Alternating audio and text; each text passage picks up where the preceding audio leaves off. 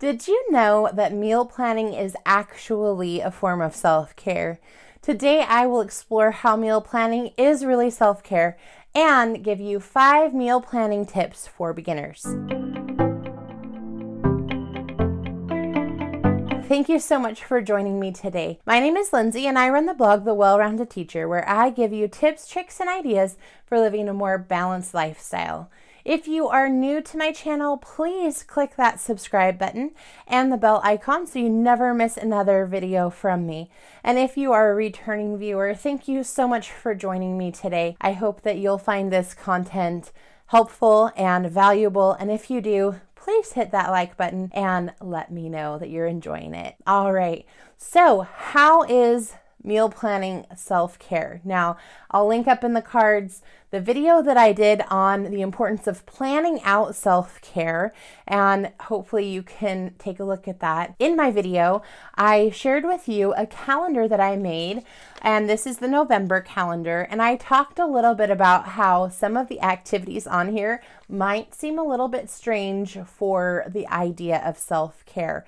One of the activities that I put on here was to be able to spend some time meal planning. So I want to share with you how meal planning is actually a form of self-care. And the first reason that I think it's a form of self-care is because I know for myself, I make healthier food choices when I have spent some time meal planning. So it's saving you from going to the restaurant and eating foods that are a little bit less healthy, and that's just going to be a way for you to take better care of your body and make yourself feel good. The second reason why it's self-care is because you have less stress. So by knowing what's coming up for the week, by already having decided what I'm going to be eating and what I'm going to be preparing and when, it really does create so much less stress, and it eliminates some of that decision fatigue that I would normally be feeling.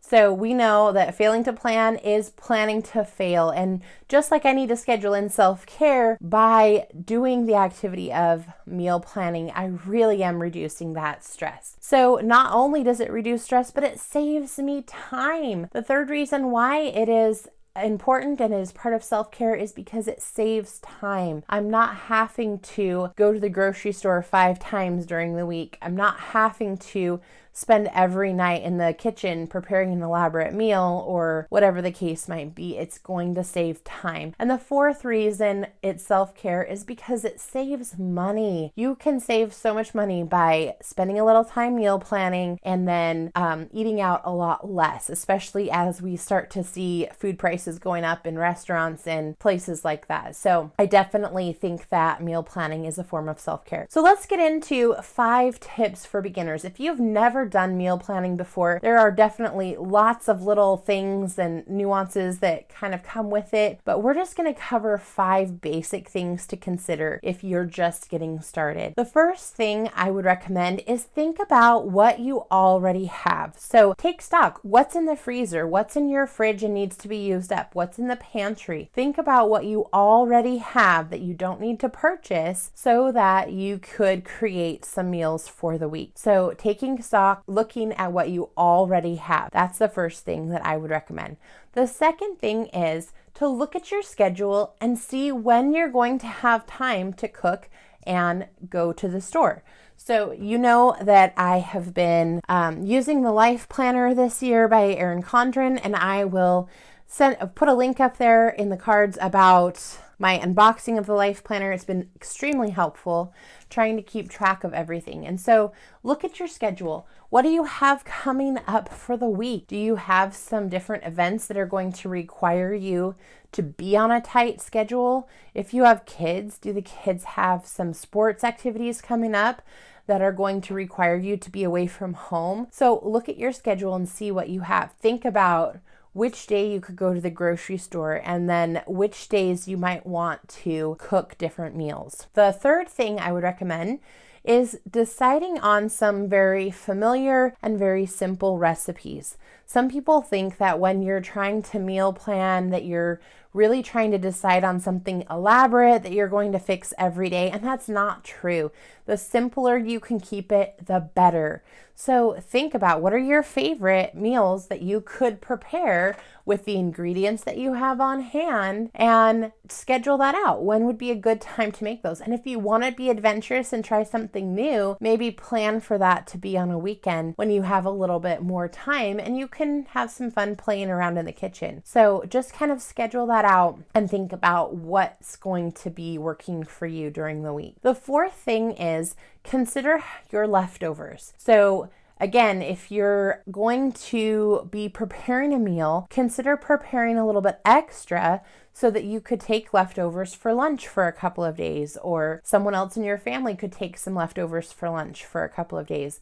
And then it's working double duty. So you're able to fix dinner, but then you're also able to kind of take care of lunches as well. And so that's something that I love to do when I'm meal planning. I will decide when I'm going to make my dinner, and then I love to have the leftovers for the next 2 or 3 days. Most of the time, I don't really care if I'm eating the same thing over and over, just because I appreciate the time that it saves me. So that's kind of how I like to run it for myself. The fifth thing, I had to decide which one we were on there. So the fifth item is to think about what you could prepare ahead of time. So for example, if you were planning to have a stir fry one night and maybe you were going to plan to have a side of rice with another meal later on, could you batch cook the rice at the beginning of the week and maybe just make a little extra, and then you've got it in the fridge already cooked and ready to go? Or quinoa, or whatever grain you might be deciding to use. Same thing with veggies. Are there some veggies that you're going to need during the course of the week that maybe you could spend one day just chopping up and getting ready for the week? So when you go to put that stir fry together, you can just dump the veggies in and go. And it's not so much of a big elaborate thing when you're trying to cook that night. So just looking at what you can have already prepared is really, really helpful. And that comes back to the scheduling piece, right? So deciding what day are you going to go to the grocery store and what day could you prepare some of these items. I find if I don't take care of the items straight away when I get home from the grocery store,